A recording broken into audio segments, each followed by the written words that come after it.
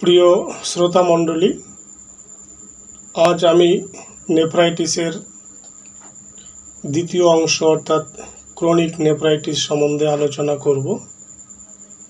যারা প্রথম অংশ দেখেছেন তারা অবশ্যই দ্বিতীয় অংশটি দেখবেন। শুরু করছি ব্রাইটস ডিজিজের ক্রনিক অংশ। এই ক্রনিক ব্রাইটস ডিজিজ আবার দুই ভাগে বিভক্ত, যেমন ক্রনিক প্যারেনকাইমেটাস নেফ্রাইটিস এবং দ্বিতীয়টি হচ্ছে ক্রনিক ইন্টারস্টিশিয়াল নেফ্রাইটিস। ক্রনিক প্যারেনকাইমেটাস নেফ্রাইটিসের ক্ষেত্রে যে লক্ষণগুলো সাধারণত প্রকাশ পেয়ে থাকে তা হলো প্রথমত জ্বর, টিউবারকিউলোসিস, পুরনো অ্যানিমিয়া রোগে ভোগা অর্থাৎ রক্তাল্পতা, কোনো কারণে অ্যাকিউট নেফ্রাইটিস আরোগ্য না হওয়া এই ব্যাধির কারণ হতে পারে। এর ফলে যে লক্ষণগুলি প্রকাশ পায় তা হলো খাওয়ার রুচি একদম থাকে না, দিনে দিনে দুর্বলতা বা অবসন্নতার ভাবটা বেড়ে যায়, মুখের চেহারা ফ্যাকাশে, মাথা ব্যথা ইত্যাদি এই সমস্ত লক্ষণগুলো প্রকাশ পেতে থাকে। এছাড়া গোড়ালি পায়ের পাতা ফুলে যায়, ফোলা আস্তে আস্তে বাড়তে থাকে, মুখ ফোলা ফোলা দেখায়, চোখের নিচের পাতা ফুলে, ধীরে ধীরে অন্যান্য উপসর্গগুলি বাড়তে থাকে এবং সমস্ত শরীর ফুলে যায়। প্রস্রাবে অ্যালবুমেন বের হয়। প্রস্রাবের আপেক্ষিক গুরুত্ব 1020 থেকে 1025 পর্যন্ত হয়। প্রস্রাব ঘোলা দেখায়, ইউরেমিয়া, প্রবল বমি, কখনো কখনো পাতলা পায়খানা বা কখনো কোষ্ঠবদ্ধতা ইত্যাদি দেখা যায়। ডিসেন্ট্রিও থাকে, সঙ্গে মাথা ব্যথা এবং বেশ কিছু উপসর্গ এতে প্রকাশ পেয়ে থাকে। ক্রনিক ইন্টারস্টিশিয়াল নেফ্রাইটিস এর ক্ষেত্রে সিফিলিস, ম্যালেরিয়া এবং গেটে বাত থেকে উৎপন্ন হয়ে থাকে। রোগটি ধীরে ধীরে আরম্ভ হয়, রোগী কিছুমাত্র বুঝতে পারে না। প্রস্রাবের মাত্রা অনেকটা কমে যায়, কিন্তু পরে ধীরে ধীরে প্রস্রাবের পরিমাণ অত্যন্ত বৃদ্ধি পায়। প্রস্রাব পরীক্ষা করলে এতে অ্যাসিড ও ইউরিয়ার উপস্থিতি লক্ষ্য করা যায়। আপেক্ষিক গুরুত্ব 1005 থেকে 1012 পর্যন্ত হয়। অ্যালবুমেন প্রায় থাকে না। প্রস্রাবের তলানিতে হায়ালিন, গ্রেনুলার কাস্টস, লিউকোসাইটোসিস, রেনাল এপিথেলিয়াম, লোহিত রক্তকণিকা ও ফ্যাট পাওয়া যায়। শরীরের কোনো স্থান ফোলে না বা ড্রপসি হয় না। এক্ষেত্রে শরীরের কোনো স্থানই ফোলা বা ড্রপসি দেখতে পাওয়া যায় না। অনেক সময় ব্রঙ্কাইটিস, নিউমোনিয়া, প্লুরিসি ইত্যাদি উপসর্গ দেখা দেয়। কিছু কিছু লক্ষণ যেমন অনিদ্রা, মাথা ব্যথা,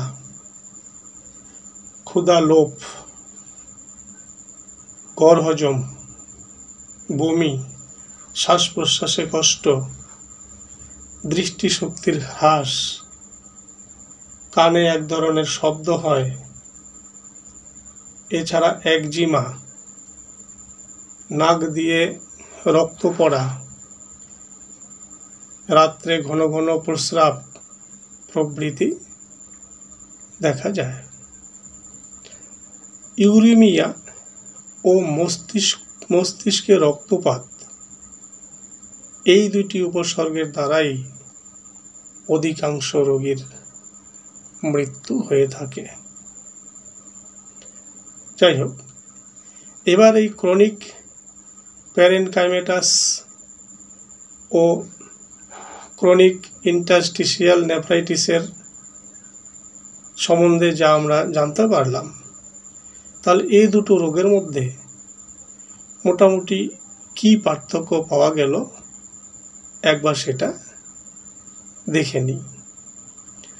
ক্রনিক প্যারেনকাইমেটাস নেফ্রাইটিসের ক্ষেত্রে প্রস্রাবে অ্যালবুমিন অত্যন্ত অধিক পরিমাণে থাকে, কিন্তু ক্রনিক ইন্টারস্টিশিয়াল নেফ্রাইটিসে প্রস্রাবে অ্যালবুমিন অত্যন্ত অল্প থাকে। ক্রনিক প্যারেনকাইমেটাস নেফ্রাইটিসের ক্ষেত্রে শরীরে ফোলার ভাব থাকে,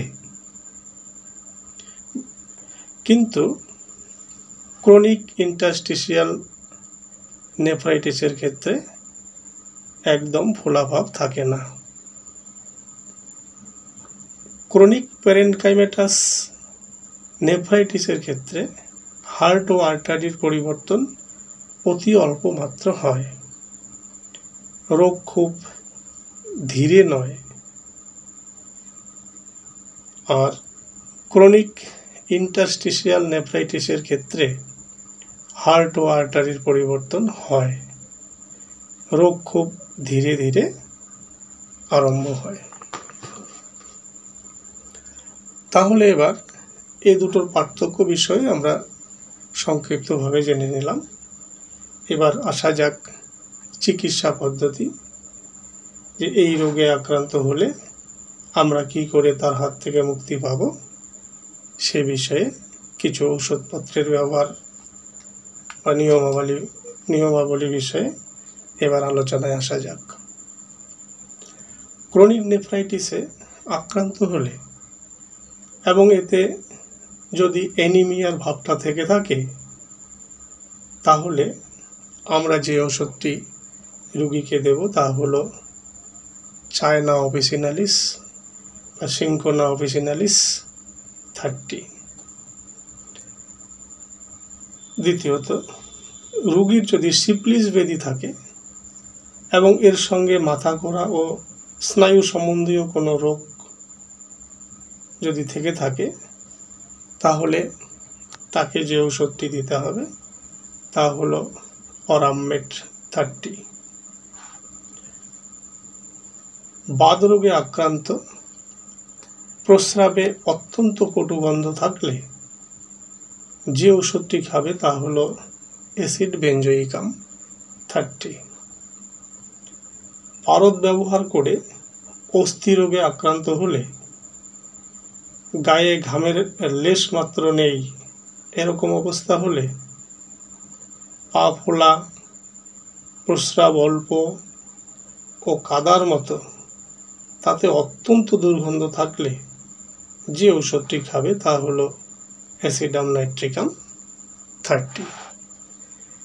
এছাড়া আমরা আরেকটি বিষয় দেখতে পাই, যেটা হচ্ছে কার্ডিয়াক ডাইলেটেশন ও হার্ট ফেলিওর হবার উপক্রম থাকে। এই অবস্থা রোগীর মধ্যে প্রকাশ পেলে যে ওষুধটি তাকে দিতে হবে তা হলো ক্রেটিকাস অক্সাকান্থাস মাদার। এবার আসি কিভাবে এই ওষুধগুলো খাবে। বয়সের তারতম্য অনুসারে সবসময় আমাদের ঔষধের মাত্রা নির্ণয় করতে হবে। যেমন 18 থেকে 35 বছরের রোগী হলে তাকে 3 থেকে 4 ফোঁটা দেওয়া যেতে পারে। 36 থেকে 45 হলে 5 ফোঁটা, 46 থেকে 55 হলে 6 ফোঁটা, 56 থেকে ঊর্ধ্বে হলে 7 ফোঁটা করে 10 থেকে 15 ml জলের সঙ্গে মিশিয়ে দিনে 3 থেকে 4 বার খাওয়ার পূর্বে খাবে। সব থেকে একটা গুরুত্বপূর্ণ বিষয় হলো রোগীর ব্যাধির প্রবলতার দিকে অবশ্যই নজর রাখতে হবে। প্রয়োজনে ডাক্তারবাবুর পরামর্শ নিতে হতে পারে। আজ এখানেই শেষ করছি। দেখা হবে পরবর্তী ভিডিওতে। নমস্কার।